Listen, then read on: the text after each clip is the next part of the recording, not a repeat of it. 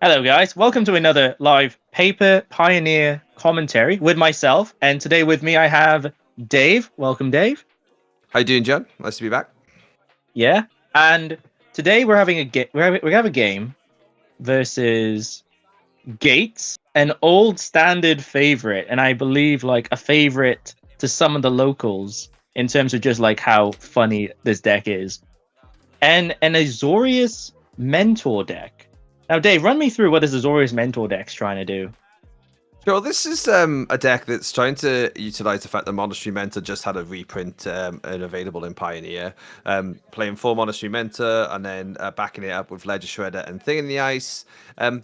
Basically value, control slash value, and get there with either a board wipe element from Thing in the Ice, or just lots and lots of tokens from Monastery Mentor. Just all the classic delve elements as well. Dig through time and treasure cruise. There's reasons they were actually banned over in modern.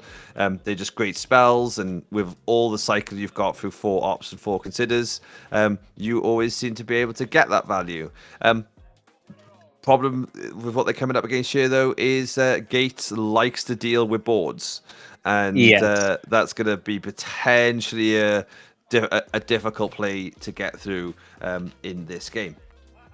But this Gates is using a companion. Well, what is this companion, Dave? Well, this is the new printing of the Gigantha art. So All right. in March of the Machines, it has been reprints of all the companions to, I think, like sort of a fractionized state, I believe.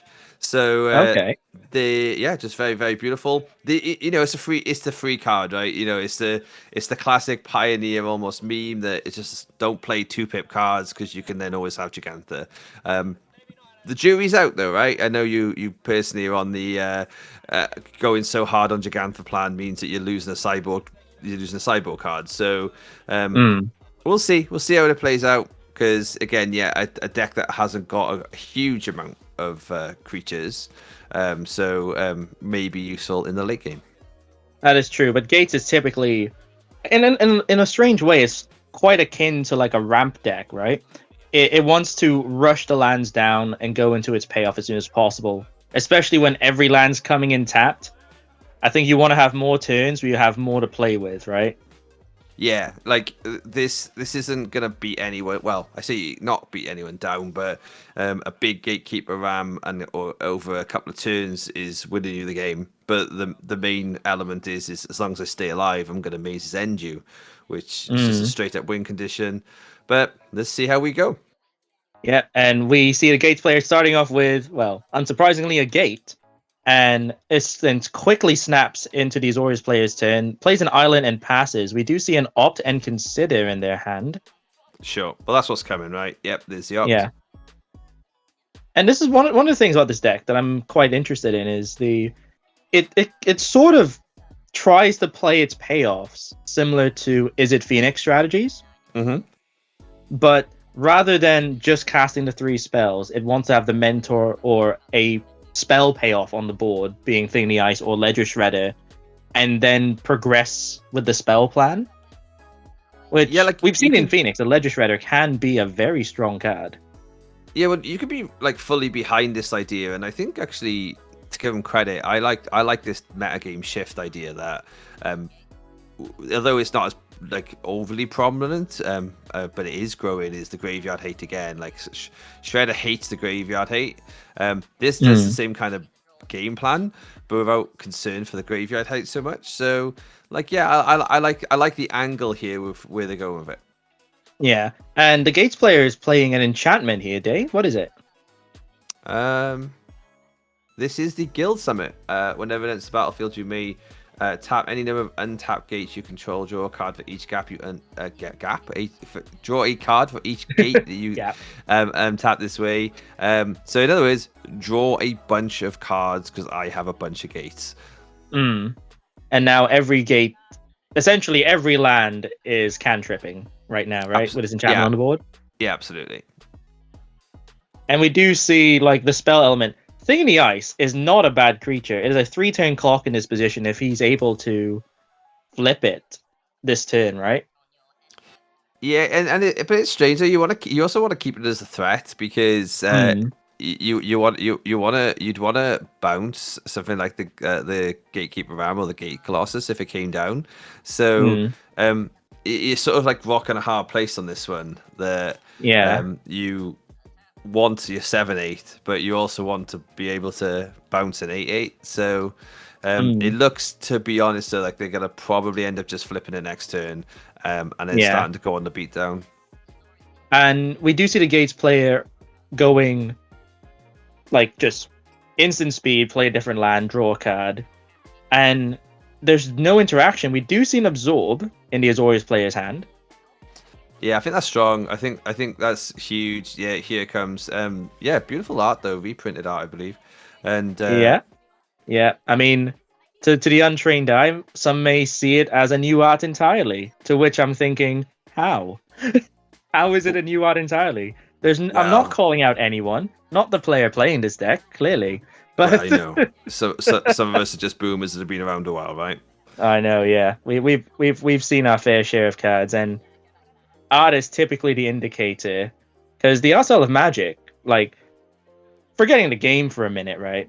But the art style of Magic is insane, where like it's progressed so much from its early days. You've seen it in a lot of legacy decks. Yeah, sure. And we see that the Azorius player got a little excited, completely forgot it played dig through time.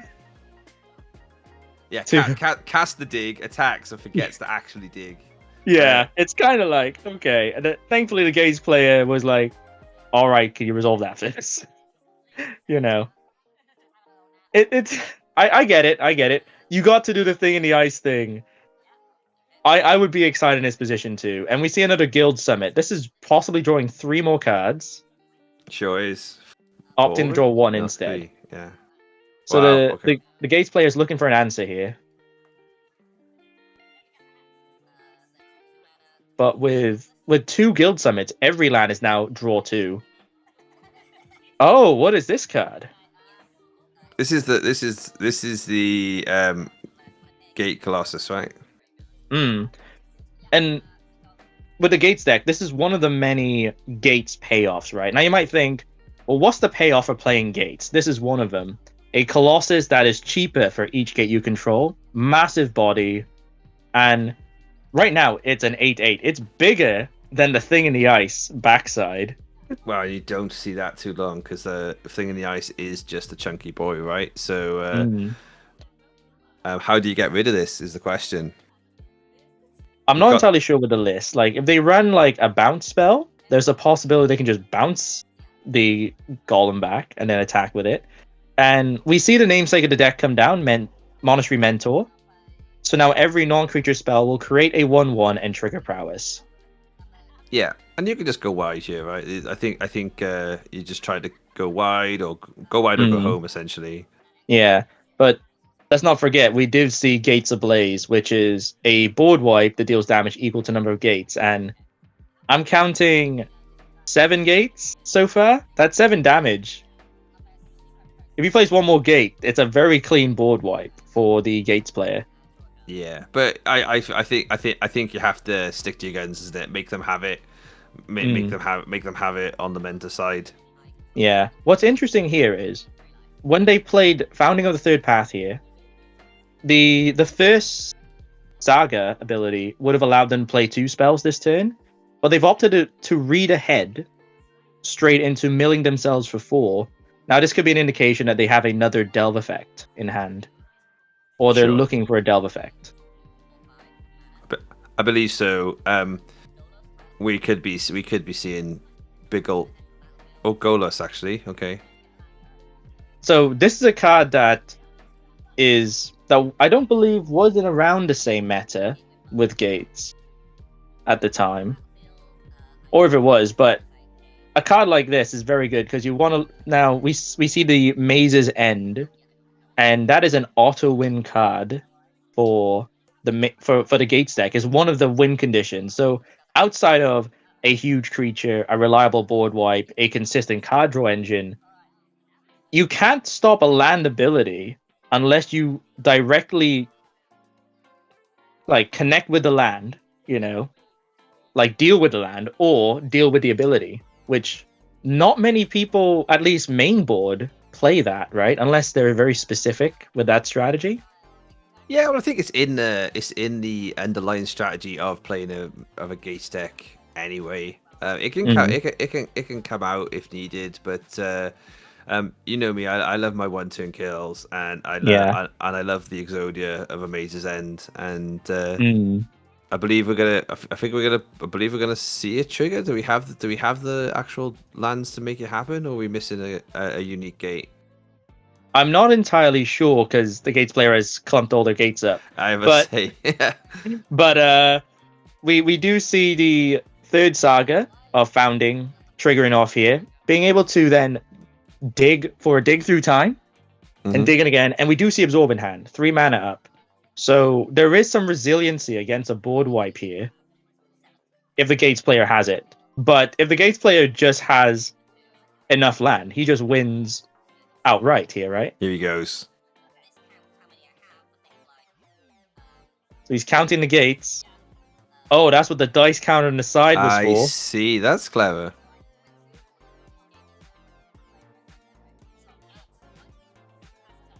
And I believe he's activating an ability here. They're growth spiraling to effectively draw. And possibly play another gate, which they do. Yeah, sure.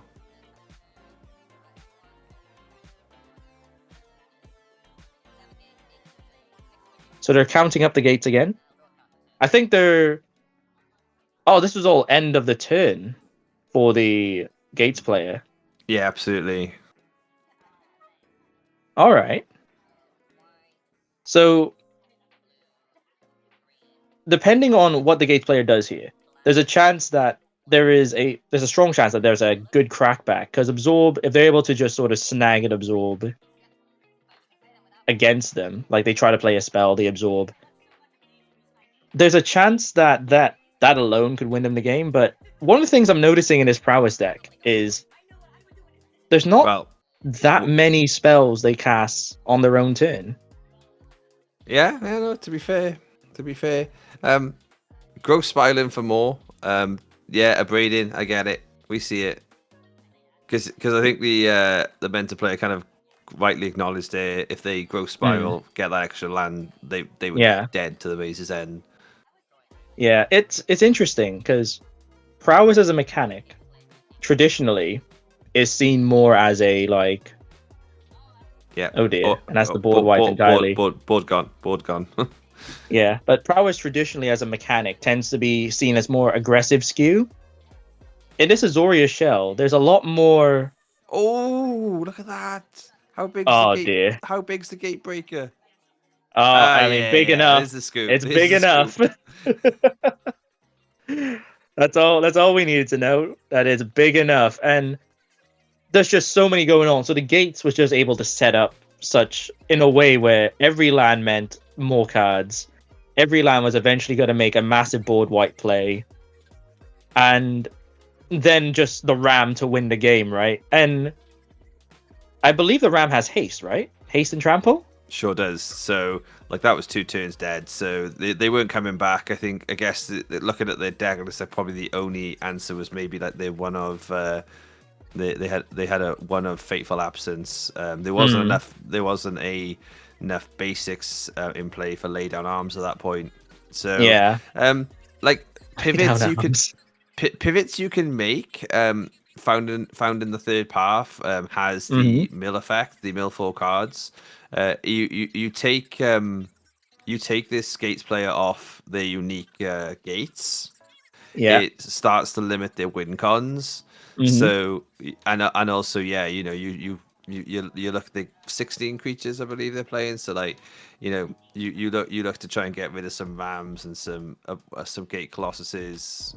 Yeah, they're still in the game. Like that was just a classic. The deck did its thing, right? And that's the wonderful thing about the Pioneer format and Magic in general. When a deck does its thing, against almost any deck, if it gets to do its thing, it tends to win.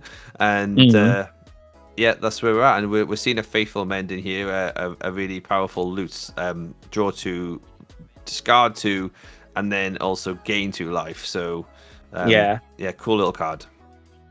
And gaining just one here because they use the Darker Waste to generate that mana. And a Hollowed Fountain here. They have 3 mana available and a Narset. So this is good. We've seen the Guild Summit, right? So this is actually not a bad plan against that because it forces them not to draw the extra card. It's also good against that Simic instant spell they were playing last game as well. Absolutely. It's a cool pivot. And a Supreme Verdict. An interesting decision when you take into account the win con of this deck, right? and sort of like listening to the comments about the Gates player just said, she said that's what Narset now looks like in relation to Fry. Yeah, fun times, fun spirits here at our Friday Night FNM. Yeah, it turns out she's always had chicken legs. That's why she kicks really hard in some iterations of her card. I tell you, just they set up this card so well for the cover mana. So we're digging through the time, which is on the main phase. Interestingly, I guess they really wanted that 4th land drop to land, and they've just sort of opened the gates hilariously for the Gates player. Right? They've shields down, so the Gates player kind of has some free reign to do plays that they want to do, and this is a creature card that searches for a gate, adds it to hand, I believe. So one of the few cards. I mean, it's one of the few Gates kind of synergies. Yeah, Gatekeeper in this creature, right? It's go get a land, 2 mana go get a land, right? So this is not doing any real necessary damage, this card. So but we do see them tapping 2 gates. Okay. I'm not entirely sure why the 2 gates were tapped. If I'm being honest here. I think the eye's coming into play, but he tapped the 2 gates, searched the one, played the one, and then he tapped the other one for some reason. I'm not entirely sure. Maybe we'll get an update and put it in the comments so we can say if we say. The Growth Spiral again, really powerful card in this deck to think about. Actually, really perfect for your plan. And then an Boiled Grazer as well. Wow. It doesn't seem like the Gates player had another land to take advantage of that, but I think interesting how they played that into a thing in the ice. But I think having more blockers is good, and we're seeing a slight non-bow here. You got a thing in the ice threatening not just the Gates player's board, but your own here with Monastery Mentor. Yeah, but you also just need to get in, right, for damage. So I can imagine there being some element of instant removal for the little dirtly blockers, and then trying to go in for a couple of turns. Into the wild. A lot of dangerous cards for the Mentor deck. Yeah, and it also gives the Gates player an additional land drop here. So one of the Gates Ablaze, I mean, he's able to just deal with the board as it is, right? Yeah. So he's playing more blockers. And he's just trying to keep himself healthy because he knows he's just gonna. But as well, the Azorius player knows it's coming, and we do know that they run Absorb as a hard counter. So possibly they'll see this and go, "All right, I'll just absorb." The Supreme Verdict in hand is looking very dead right now. At the moment, it's kind of like who chickens out first here, right? That's almost what it feels like. It's like, I know you can wipe my board. I know I can wipe your board. What's coming next? Is maybe the plan flip Thing in the Ice so you can get your Mentor back to hand? knowing that Gates is effective, that Gates Ablaze is effectively gonna fizzle after next turn. Yeah. Like you got loads of considerations. Really interesting, Matt. Like, interesting game here, and quite in depth gameplay for your average F&M. It is a bit, because this is sort of we're seeing what is like a blast from the past versus what is in some ways innovation, right? In Sure. sort of the archetype that it's fit in. Like Monastery Mentor in its standard format was seen as quite a strong card if you were able to pull it off quite reliably. And it existed in a format where that was doable, but it's now integrating so many of these new cards. And similar to the Gates deck, right? It's using a lot of the cards that were from back in the day, but with innovation using some of the newer sort of support cards that sort of pushes it. Well, I think, John, like the importance is this finally the reascendance of Jeskai to where it belongs, you know? I do not think. If there was a splash of red in his Azorius deck, there might have been a chance. Just saying. The only thing... like, really, this Gates deck plays more like... plays more red, blue, green than any other color right now. So the gates are ascending to the home. What are we seeing? Yeah. We get this is far from over, but definitely the Gates player set up for pulling off its 1-turn kill. Mm. The mentor. And we do see another Monastery Mentor. Now, knowing the Supreme Verdict was in hand, I would have maybe played that first. Because I believe the Goat has Vigilance, and we do see an Emperor in hand. Yeah. Well, they're gonna want to come for a bunch because that's got trample, right? So yeah, the Emperor is the counterplay here. Yeah, but the Goat has Vigilance. Oh yeah, of course. Like, of course. An abrupt decay to deal with the Monastery Mentor and no instant speed reaction for that. Oh, that hurts. That hurts a lot. Yeah. And it's for 10. Just what's that Emperor gonna do now? You know? Well, do you flash it in to have it on the board? I guess not, because you're gonna have to deal with the board and then rebuild. But are we just gonna be out of time here as far as running out the Maze's End clock? I think, like, one of the things I'm noticing is that there's a lack of sort of bounce spell, like tempo-y spells. There's a lot of draw. There's some counters. There's some removal. I say removal. We know of one in the list. And the other one is lay down arms, which there isn't enough planes in the deck to make that work. No, it's fair. And you know, like this F&M myself, I played a sort of a new build of an always type of deck where I was trying Bant, but Bant's very difficult to pull off when you're that low to the ground in 3 colors. Yeah. I think to be fair to the Mentor player, they're here as well. Playing with cards that they enjoy the play style of, but trying to figure out what's like a good build.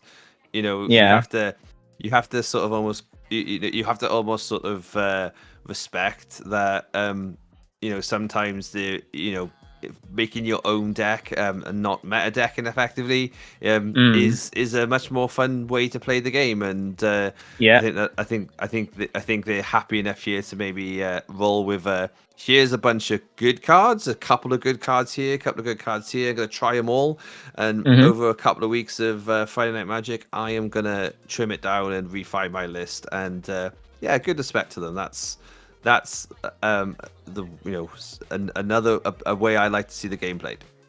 Yeah, and we do see Maze's End here. I think bouncing back to find another gate, adding it to the hand or adding it to the board, and there's definitely more than enough gates here, right? I think so. So it's one thing though is being able to have that one Fateful Absence deal with. Oh, there's a second one. Oh wow, those Rams. We do see a dig through time in the hand for the Azorius player, so there's possibly a chance they could search for an answer. They buy Gigantha, why not? You have so much mana, you might as well, right? Absolutely. And they do dig through time, paying most of the mana costs.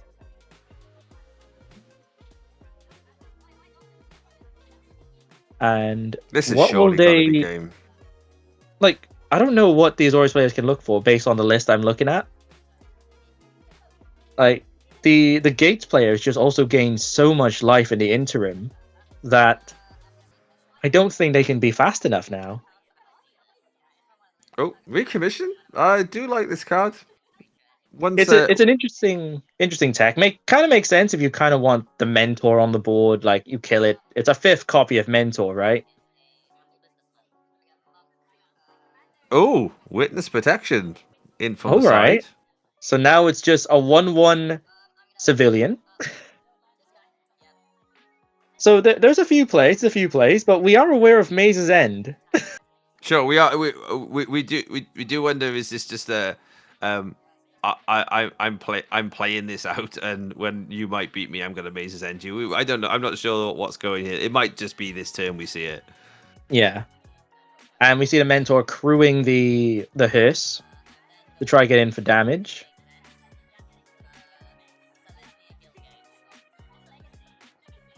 And I mean, if you ignore the life totals, it kind of looks like the Azorius player is suddenly on top of it now, right? Yeah, I think they were actually 1. They're now on 7. Mm. Because if you look at the dice below, there's total gates versus unique gates. Yeah. They've now ticked up to 7 they've now ticked up to 7 unique gates. Okay. Oh boy, it's a lot of land though. It's a lot of land. Will the Gates player find another board wipe in this position? Oh, sorry, I've read that the wrong way around. They had 8, and then they had 9 unique gates. So this is their 10th unique gate. Oh, and they just win then on the spot. Yep, and the Azorius player is just scooping here. Okay, Yeah. fair play. Fair play to the Gates player. Hey, Gates is maybe not meta, but hey, you get your gameplay. So you get your game, you get what your plan is. You play it out. You know, you play good magic, and you can get results. Hope you all liked a little bit of off-meta action there. We will be back with more March of the Machines and the Aftermath meta games with 4 times a week gameplay back this week. Please like and subscribe. It is free, and if you're this far in the video and you haven't done it yet, come on, what are you waiting for? See you on the next one. All the best.